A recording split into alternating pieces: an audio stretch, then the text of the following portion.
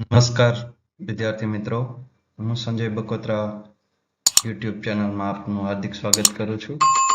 આજે આપણે સામાજિક વિજ્ઞાન વિષયની અંદર ધોરણ 10માં આપણો વારસો એકમ નંબર 1 જેનો સ્વાધ્યાયનો અભ્યાસ અને સોલ્યુશન કરીશું.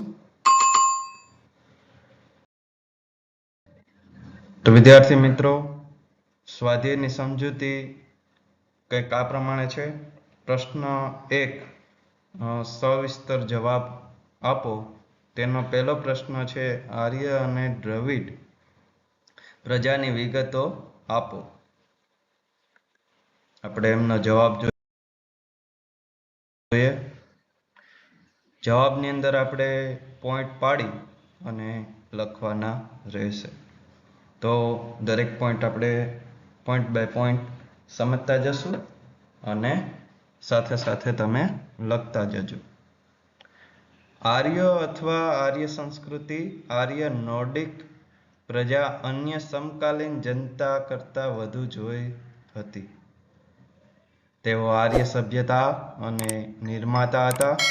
તેમણે ભારતની અન્ય પ્રજાતિની સંસ્કૃતિઓના ઉમદા તત્વોની જાહેરાત કરી એક સમન્વય સંસ્કૃતિનું સર્જન કર્યું. આર્ય પ્રકૃતિ પ્રેમી હતા. તેઓ વૃક્ષો, નદીઓ, પર્વતો, સૂર્ય, વાયુ, વરસાદ વગેરે પૂજા આરાધના કરતા હતા.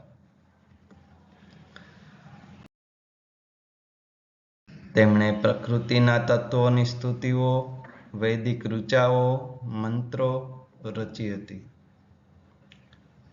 સમય જતાં તેમાંથી યજ્ઞયાગાદિ ધાર્મિક ક્રિયાઓ ભારતમાં શરૂ થઈ હતી. આર્યોની મુખ્ય વસ્તીવાળા પ્રદેશને આર્યાવર્ત નામ આપવામાં આવ્યું હતું. આર્ય શરૂઆતમાં વાયવ્ય ભારતમાં રહેતા હતા. ત્યાં 7 મોટી નદીઓ વહેતી હતી. તેથી એ પ્રદેશને સપ્ત સિંધુ નામ આપવામાં આવ્યું. આર્ય રાજા ભરત જાતિના નામ પરથી આપણો દેશ ભરતભૂમિ, ભરતખંડ, ભારત વર્ષ કે ભારત જેવા નામોથી ઓળખાવા લાગ્યો.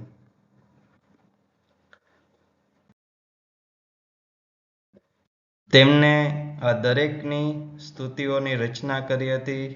સમય જતાં વેદ પઠન પ્રચલિત બન્યું. સમાનાંતરે તેમાંથી ધાર્મિક વિધિઓ શરૂ થઈ અને તે પછી યજ્ઞાદિ ક્રિયાઓ ભારતમાં શરૂ થઈ. આવી જ રીતે બીજી એક પ્રજાની માહિતી આપણે મેળવવાના છીએ, તે દ્રવિડો. તો દ્રવિડો વિશે આપણે જાણીએ. દ્રવિડોને મોહેન્જો-દડોની સિંધુ સંસ્કૃતિના સર્જકો અને પાષાણ યુગની સંસ્કૃતિના સીધા વારસદાર તરીકે ઓળખવામાં આવે છે. ઉત્તરમાંથી આવેલી વિવિધ પ્રજાની ભાષા અને સાંસ્કૃતિક લક્ષણો ટકી રહ્યા. સમયાંતરે આ લોકો દ્રવિડ કહેવાયા. દ્રવિડ લોકો છે તે માતા રૂપે દેવી એટલે પાર્વતી અને પિતૃ રૂપે પરમાત્માનો એટલે શિવની પૂજાની સમજ દ્રવિડ લોકોએ આપી હતી.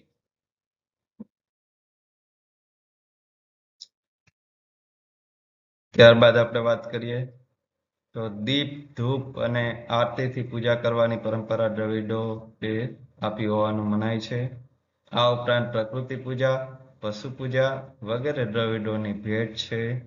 દ્રવિડોના મૂળ દેવો આર્યોએ સ્વીકારી લીધા અને સંસ્કૃતિના દેવો તરીકે પુનઃ સ્થાપ્યા. સમય જતાં ઉત્તરના પ્રચંડ પ્રભાવ હેઠળ દ્રવિડોમાં આર્ય સંસ્કૃતિમાં ઊંડે સુધી વ્યાપી ગઈ. આંતરજ્ઞાતિ લગ્ન સંબંધ પ્રસર્યા. દ્રવિડોમાં માતૃમૂલક કુટુંબ પ્રથા પ્રચલિત હતી.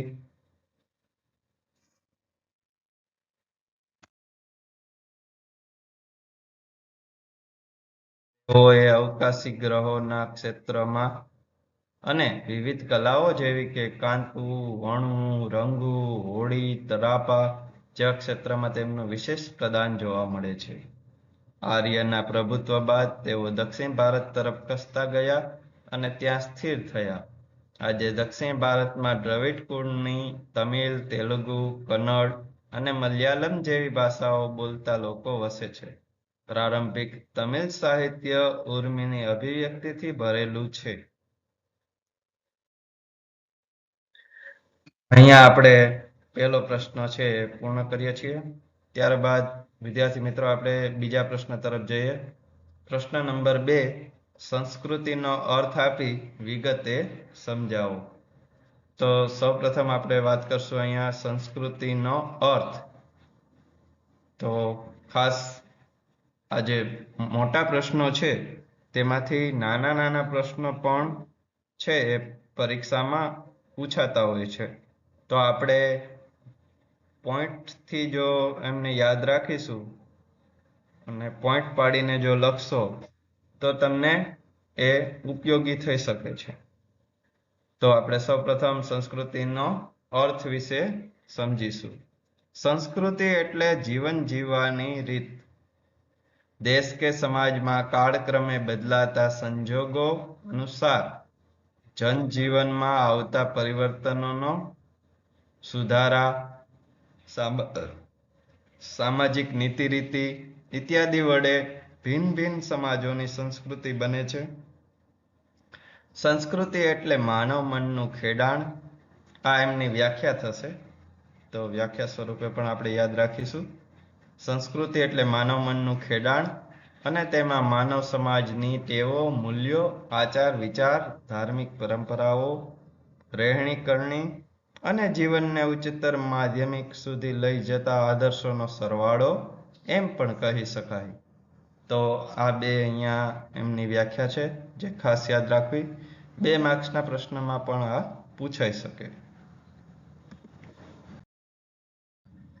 ભારત ભૂમિએ આપણને અને વિશ્વને સમૃદ્ધ અને વૈવિધ્યસભર વારસો આપ્યો છે. ભારતીય સંસ્કૃતિ શાંતિપ્રિય અને વેપારી રહી છે. ભારતની સંસ્કૃતિમાંથી સચ્ચિત આનંદનો અનુભવ પ્રાપ્ત થાય છે. આ ઉપરાંત અહીં આવીને વસેલી ભિન્ન ભિન્ન સંસ્કૃતિ સાથેના થકી ભારતીય સંસ્કૃતિ સમૃદ્ધ બની. તેણે અપનાવેલ અહિંસા અને શાંતિના મૂલ્યોની આજે વિશ્વભરમાં પ્રશંસા અને સ્વીકાર થયો છે.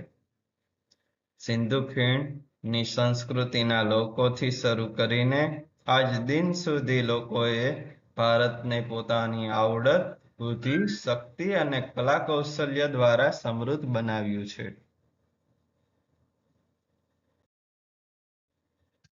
ભારતના ભવ્ય વારસાના નિર્માણ અને ઘડતર માટે અનેક ઋષિમુનિઓ, સંતો, વિદુષીઓ, વિદ્વાન, ચિંતકો, કલાકારો, કારીગરો, વૈજ્ઞાનિકો, સંશોધકો, સાહિત્યકારો, શિક્ષણશાસ્ત્રીઓ, રાજનીતિજ્ઞ, ઇતિહાસકારો, સમાજ સુધારકો વગેરેનો અગત્યનો ફાળો છે.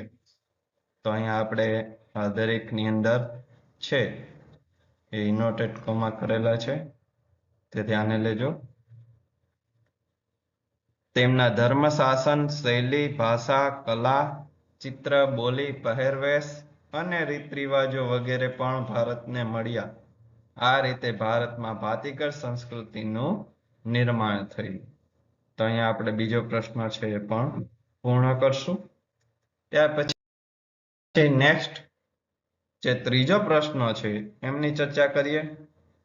ગુજરાતનો સાંસ્કૃતિક વારસો છે એમને આપણે સવિસ્તર સમજાવવાનો છે. તો ચાલો ગુજરાતનો સાંસ્કૃતિક વારસા વિશે આપણે ચર્ચા કરીએ. સાંસ્કૃતિક, પૌરાણિક અને પુરાતત્વીય મહત્વ ધરાવતા સ્થળોમાં લોથલ, ધોળકા તાલુકો, રંગપુર છે તે લીંબડી તાલુકામાં, સુરેન્દ્રનગર જિલ્લો, ધોળાવીરા કચ્છ જિલ્લો, રોજડી અથવા શ્રીનાથગઢ રાજકોટ જિલ્લો વગેરે મુખ્ય છે.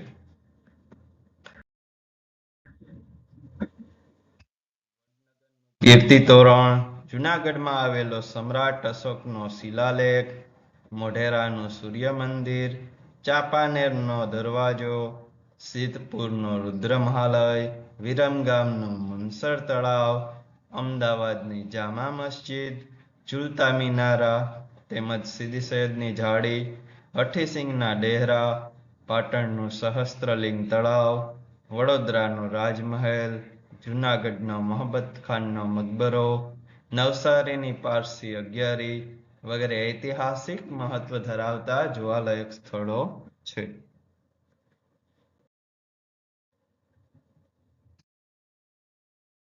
વડનગરનું કીર્તિ તોરણ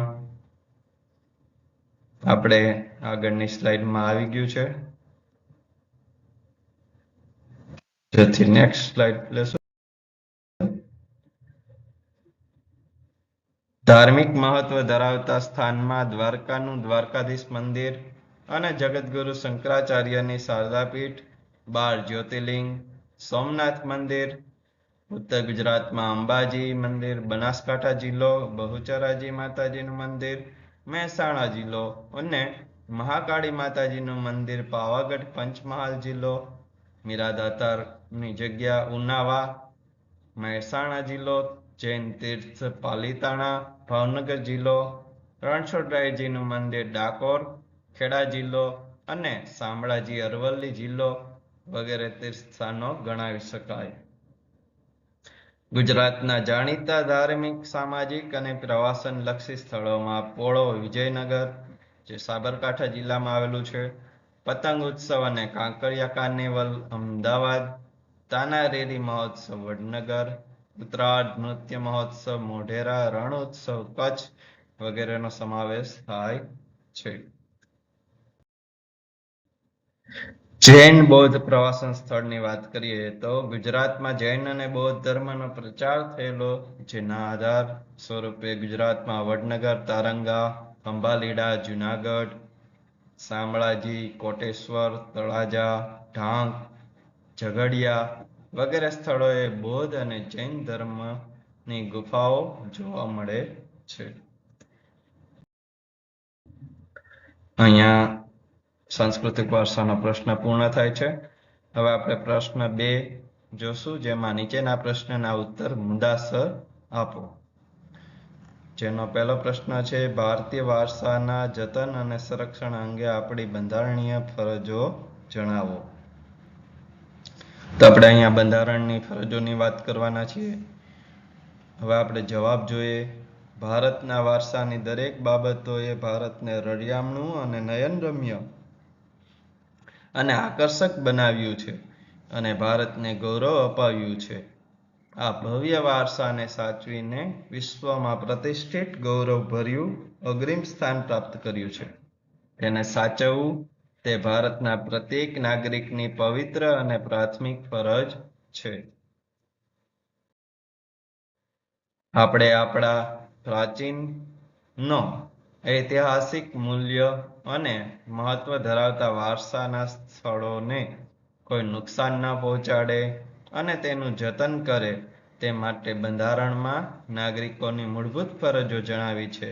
તે મુજબ આપણા ભારતીય બંધારણના અનુચ્છેદ 51 માં ભારતના નાગરિકની જે મૂળભૂત ફરજો દર્શાવી છે તેમાં પણ 6, જ અને ટ અર્થાત 6, 7 અને 9 માં દર્શાવ્યા મુજબ આપણી સમન્વિત સંસ્કૃતિના સમૃદ્ધ વારસાનું મૂલ્ય સમજે તેની જાળવણી કરવાની ફરજ, જંગલો, તળાવો, નદીઓ અને વન્ય પશુ પંખીઓ સહિત કુદરતી પર્યાવરણનું જતન કરવાની અને તેની સુધારણા કરવાની અને સજીવ પ્રત્યે અનુકંપા રાખવાની ફરજ, જાહેર મિલકતોનું રક્ષણ કરવાની અને અહિંસાનો ત્યાગ કરવાની ફરજનો પણ સમાવેશ કરવામાં આવ્યો છે. આમ પ્રકૃતિએ જે રમ્ય ભૂમિ દ્રશ્ય ભારતની ભૂમિ પર સર્જેલ છે તેની સુંદરતા, પવિત્રતા અને શુદ્ધતાને આપણે સહુ સાથે મળીને એક નૈતિક ફરજ સમજીને જાળવવા જોઈએ. વારસાનું ઘડતર અને ક્રમિક વિકાસ ભારતને મળેલ વિશિષ્ટ પ્રાકૃતિક રચના પર આધારિત છે. પ્રકૃતિ દ્વારા ભારતના સમૃદ્ધિ પ્રાપ્ત થાય છે. આ પ્રાકૃતિક વિશિષ્ટતાઓએ ભારતને દરેક ક્ષેત્રમાં વિકાસ માટેની અણમોલ તક પૂરી પાડી છે. ભારતનો વારસો સદીઓથી ભારતના લોકો દ્વારા આર્થિક, રાજકીય, સામાજિક અને સાંસ્કૃતિક ક્ષેત્રે કરેલ વિકાસનું પરિણામ છે. અહીંયા આપણો એ પ્રશ્ન પૂર્ણ થશે બંધારણનો. હવે આપણે બીજા પ્રશ્ન તરફ જઈએ. પ્રશ્ન નંબર 2, પ્રાકૃતિક વારસાનો અર્થ સમજાય અને ભારતના પ્રાકૃતિક વારસામાં સમાવેશ થતી બાબતો જણાવવાની છે. એમના જવાબની વાત કરીએ. પ્રકૃતિ, પર્યાવરણ અને માનવ જીવનની વચ્ચેના નિકટતમ સંબંધોનું પરિણામ એટલે પ્રાકૃતિક વારસો. આ એમની વ્યાખ્યા થશે પ્રાકૃતિક વારસાની. ફરીથી એક વખત બોલું છું.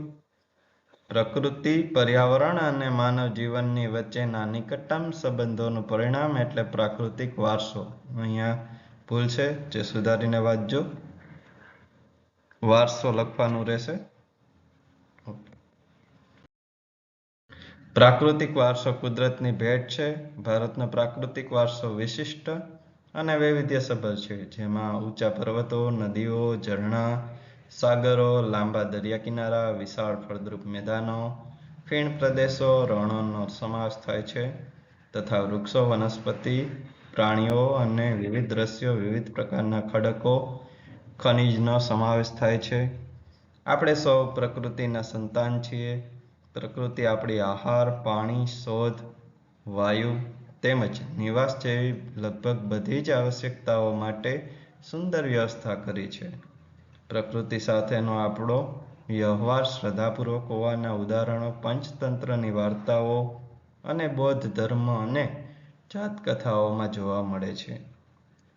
આપણા લોકસંગીત અને શાસ્ત્રીય સંગીતમાં પણ ઋતુઓ અને પ્રકૃતિ સાથેનો સંબંધ જોવા મળે છે. આપણા ગીતો, તહેવારો, કવિતાઓ, ચિત્રોમાં પ્રકૃતિ અને ઋતુચક્રનું નિરૂપણ જોવા મળે છે. નિસર્ગો 4 આયુર્વેદિક, યુનાની જેવી ચિકિત્સા પદ્ધતિ પ્રકૃતિ પર આધારિત છે. ભૂમિ દ્રશ્યો, નદીઓ, વનસ્પતિ જીવન, વન્ય જીવન વગેરે પ્રાકૃતિક વારસો છે. પ્રશ્ન નંબર 3ની વાત કરીએ તો ભારતના સાંસ્કૃતિક વારસાનો ખ્યાલ આપો. તેનો જવાબ જોઈએ. ભારતે જગતને વિવિધતાપૂર્ણ અને સમૃદ્ધ વારસાને ભેટ આપી છે. સાંસ્કૃતિક વારસો એટલે માનવ સર્જિત વારસો. માનવીએ પોતાના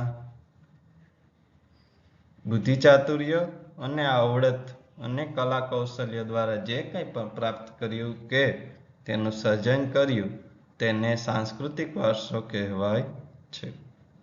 આ એમની વ્યાખ્યા થશે. આર્યથી શરૂ કરીને તુર્ક, મુગલ, પારસીઓ, અંગ્રેજો, ફ્રેન્ચ વગેરે જેવી વિવિધ જાતિ પ્રજાતિઓ ભારતમાં આવી. આ બધા વચ્ચે થયેલા આ દંડ પ્રદાનથી ભારતીય સંસ્કૃતિ સમૃદ્ધ બને છે. પ્રાગૈતિહાસિક સમયથી ભારતે વિશ્વની પ્રજાઓને સાંસ્કૃતિક વારસાઓની ઘણી બધી બાબતોની ભેટ આપી છે.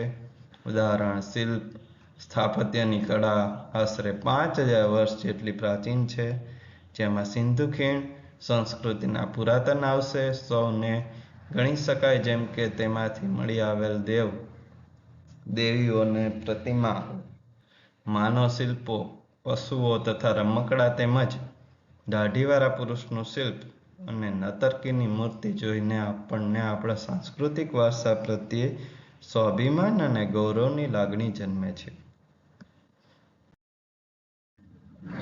આ જ ક્રમમાં મૌર્ય યુગની ઊંધા કમળની આકૃતિ ઉપર સિંહ અને વૃષભનું શિલ્પ, બુદ્ધની પ્રજ્ઞાપારમિતાનું શિલ્પ, સારનાથની ધર્મચક્ર પ્રવર્તન વાળી મહાત્મા ગૌતમ બુદ્ધની પ્રતિમા અને તે પછીના કાલખંડની જૈન તીર્થંકરોની પ્રતિમાઓ, રાષ્ટ્રકૂટ રાજાઓના સમયની ઇલોરાની ગુફાઓ નિહાળતા આપણને આપણા સાંસ્કૃતિક વારસા પ્રત્યે આદર અને ગર્વ અનુભવાય છે. આપણા સાંસ્કૃતિક વારસામાં મંદિરો, શિલાલેખો, સ્તૂપો, વિહારો, ચૈત્યો, મકબરા, મસ્જિદો, કિલ્લાઓ, ગુંબજો, રાજમહેલો, દરવાજા, ઇમારતો, ઉત્ખનન કરેલા સ્થળો તેમજ ઐતિહાસિક સ્મારકોનો સમાવેશ કરી શકાય.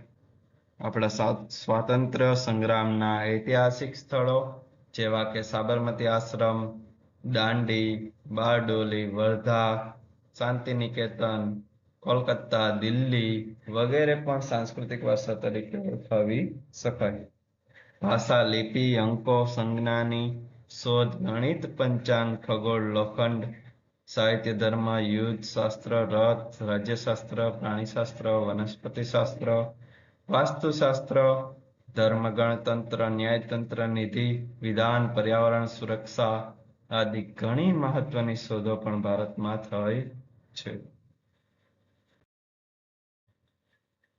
પ્રશ્ન નંબર 3 જોશું. નીચેના પ્રશ્નના ઉત્તર ટૂંકમાં લખો. તો નાના પ્રશ્નના જવાબ આપણે લખીશું. પ્રશ્ન નંબર 1 છે, આર્ય પ્રજા અને અન્ય કયા નામે ઓળખાય છે? જેનો જવાબ છે આર્ય પ્રજા અન્ય નોર્ડિક પ્રજા નામે ઓળખાય છે. ત્યારબાદ બીજો પ્રશ્ન છે, નેગ્રીટો બક્ષી પ્રજા વિશે ટૂંકી માહિતી આપો. જેનો જવાબ, નેગ્રીટો અથવા નિગરો જાતિ પક્ષીઓ ભારતના સૌથી પ્રાચીન નિવાસીઓ છે. કેટલાક ઇતિહાસકારોનું માનવું છે કે નેગ્રીટો આફ્રિકામાંથી બલુચિસ્તાનના રસ્તે થઈ ભારતમાં આવેલા. તેઓ વર્ણે શ્યામ, 4 થી 5 ફૂટ ઊંચા અને માથે વાકડિયા વાળ ધરાવતા હતા. ભારતની રાષ્ટ્ર મુદ્રામાં કયા કયા પ્રાણીઓ દર્શાવેલા છે? પ્રશ્ન નંબર 3 તેનો જવાબ જોશું. આપણી રાષ્ટ્ર મુદ્રામાં પણ 4 સિંહ, ઘોડા, હાથી તથા બળદની આકૃતિ દર્શાવેલ છે.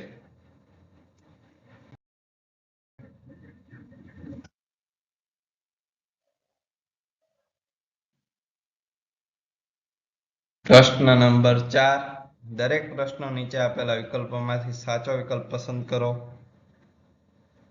અને લખો. પહેલો પ્રશ્ન છે, લોકમાતા શબ્દ કોના માટે ઉપયોગમાં લેવાય છે?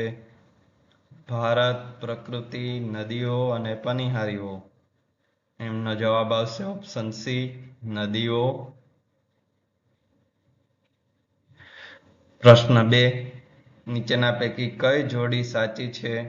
સાદાપીઠ સોમનાથ, પોળો ઉત્સવ વડનગર, ઉત્તરાજ નૃત્ય મહોત્સવ મોઢેરા, સીદી સૈયદની જાળી ભાવનગર.